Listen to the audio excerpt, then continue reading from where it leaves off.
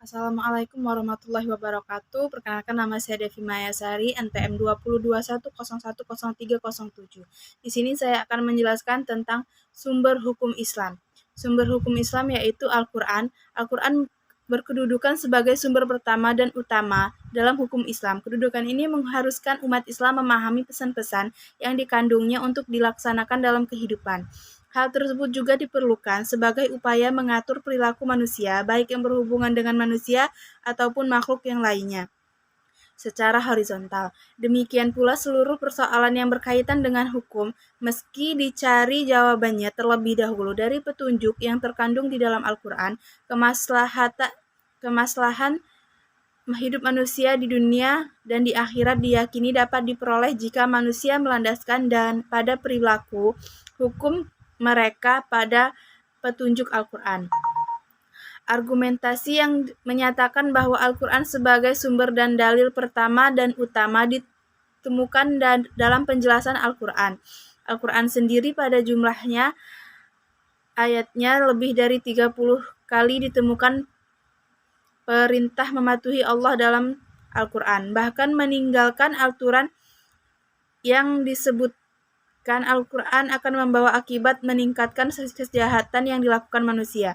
Al-Quran secara redaksional dan makna yang dikandungnya bersifat qat'i al-wujud. Maksudnya adalah lafaz Al-Quran dan pesan yang dikandung terjamin keautentikan dan otoritas kebenarannya. Keautentikan itu terjamin karena transformasi periwayatannya secara keseluruhan mencapai tingkat mutawatir. Selain itu, menjamin keaslian Al-Quran mendapat intervensi langsung dari pemiliknya, Allah Subhanahu wa Ta'ala.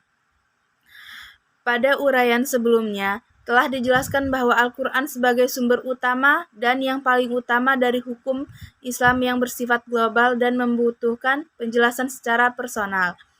Nabi Muhammad SAW sebagai penyampaian ajaran Al-Quran diberi otoritas oleh Tuhan untuk menjelaskan lebih lanjut apa yang telah diwahyukan kepadanya. Dengan demikian, Al-Sunnah baik dalam bentuk perkataan, perbuatan maupun bentuk takrir berkedudukan sebagai sumber kedua setelah Al-Quran. Kedudukan Al-Sunnah sebagai disebut di atas berdasarkan argumentasi bahwa secara normatif ditemukan ayat Al-Quran yang menyeluruh untuk taat kepada Rasul. Ketaatan kepada Rasul sering dikaitkan dengan ketaatan kepada Allah Subhanahu wa Ta'ala, seperti yang ditemukan pada surat An-Nisa ayat 13. Artinya hukum-hukum tersebut itu adalah ketentuan-ketentuan dari Allah. Barang siapa yang taat kepada Allah dan Rasulnya, niscaya Allah memasukkannya ke dalam surga. Al-Quran sering menetapkan beriman kepada Rasul sama dengan kewajiban beriman kepada Allah Subhanahu wa Ta'ala. Disebutkan dalam surat Al-A'raf ayat 158. Penegasan Al-Quran juga menyebutkan bahwa perbuatan Rasul berdasarkan wahyu yang diturunkan kepadanya seperti yang disebutkan dalam surat Al-Najm ayat 3 yang artinya dan tidaklah diucapkannya itu Al-Quran menurut kemauan hawa nafsunya. Selanjutnya akal dan proyeksi ijtihad. Pengertian akal. Akal menurut Al-Quran lebih khususnya menurut pengertian pra-Islam yaitu bahwa memerhatikan alam sekitarnya dengan otak, yang dimana otak adalah organ tubuh akal. Artinya akal itu sendiri terdapat di dalam kotak seseorang yang digunakan untuk berpikir dan berdasarkan pemikiran itu maka lahirlah suatu ide atau gagasan mengenai suatu masalah yang dipikirkan.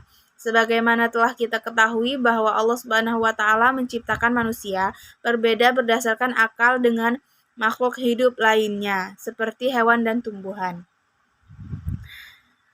Berdasarkan perspektif Islam, peran akan dibagi dua, yaitu satu, memahami nilai-nilai ajaran Islam. Apabila ada doktrin yang kurang jelas, akal akan memutuskan pelaksanaannya. Adapun ketika sebuah doktrin agama memiliki nilai-nilai sosial, akal bertugas menerjemahkan dalam konteks kehidupan kekinian, bukan untuk mengubah doktrin, melainkan menemukan pelaksanaan doktrin.